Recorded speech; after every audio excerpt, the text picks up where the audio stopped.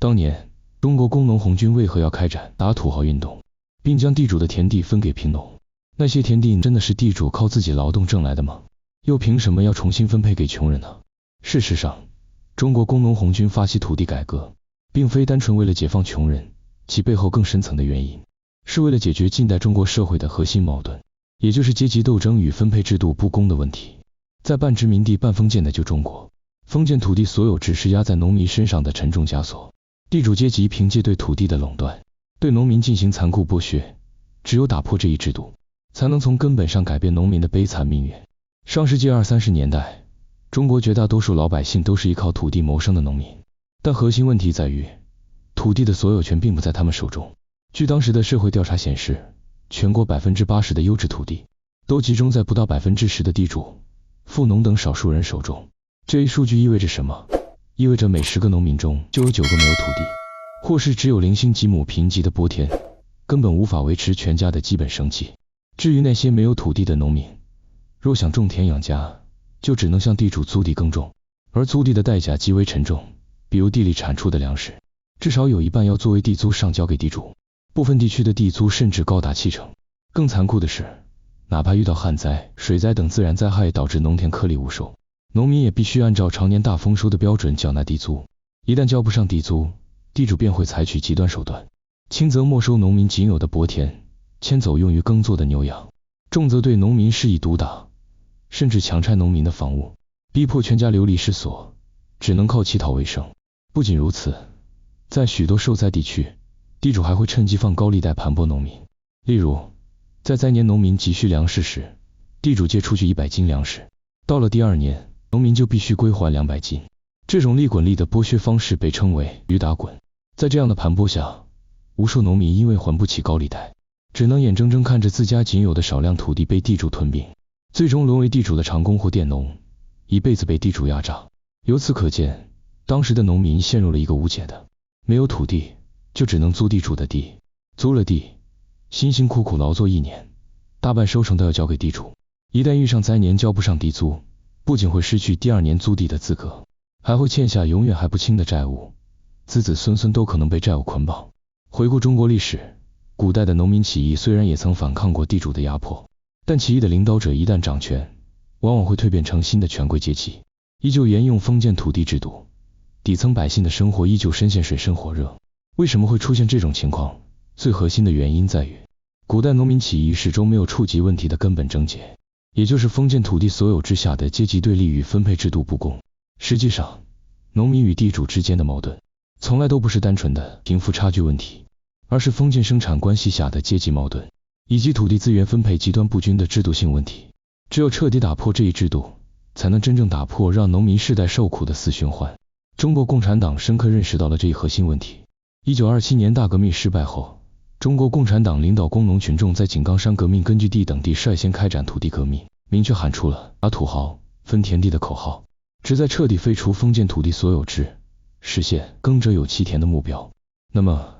这一政策具体是如何实施的？土地又该如何分配呢？中国共产党实施土地改革的方式极具策略性，并非一刀切，而是根据农村各阶级的实际情况制定差异化政策。因为地主与地主之间，农民与农民之间的情况存在显著区别。首先，对于主要依靠收取地租为生、自身不参与劳动的普通地主，政策并非完全剥夺其所有财产，而是没收他们多余的土地和福财，像金银、粮食、牲畜这些，同时给他们保留一部分土地和必要的生产生活资料，让他们通过自己的劳动自食其力，逐步转变为自耕农，避免其陷入绝境。其次，对于拥有一定土地，自身参与劳动且不剥削或仅轻微剥削他人的中农，中国共产党明确保护其土地和财产所有权，坚决维护中农的利益。因为中农是农村中的中坚力量，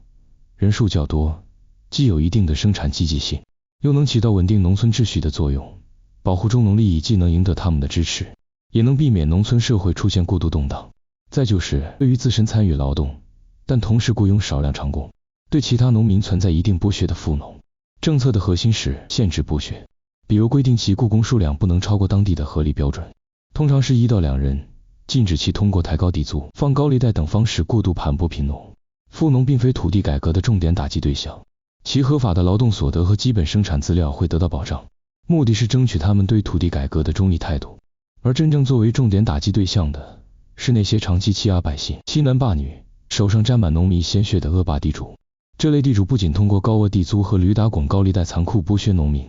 还常常勾结地方反动势力，像军阀、土匪这些，草菅人命、强占民女，农民对他们恨之入骨。针对恶霸地主，中国共产党采取严厉惩处措施，依法没收其全部土地和财产，并根据其罪行轻重予以相应制裁，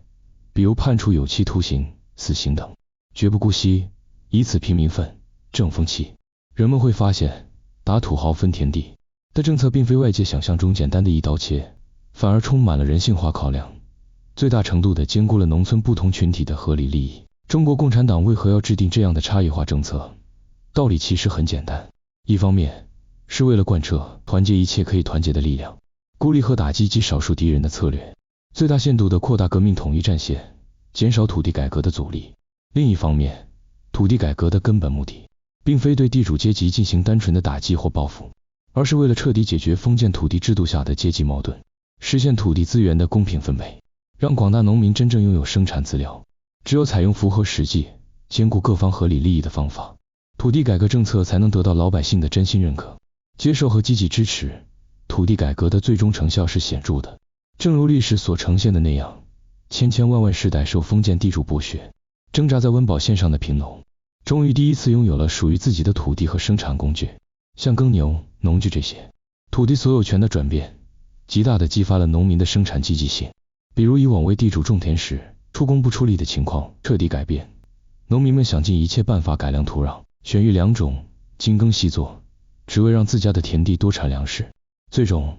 农村的粮食总产量不仅没有因为土地所有制的变革而下降，反而比地主经营时期有了显著提升。部分地区的粮食产量甚至提高了 30% 以上，农民不仅能吃饱饭，手里还渐渐有了余粮。有的农民甚至开始发展家庭副业，像养鸡、织布这些。农村的经济活力逐步被激发出来，以往萧条破败的乡村慢慢有了生机。更重要的是，土地改革让农民的思想发生了根本转变，比如他们不再将革命视为与自己无关的，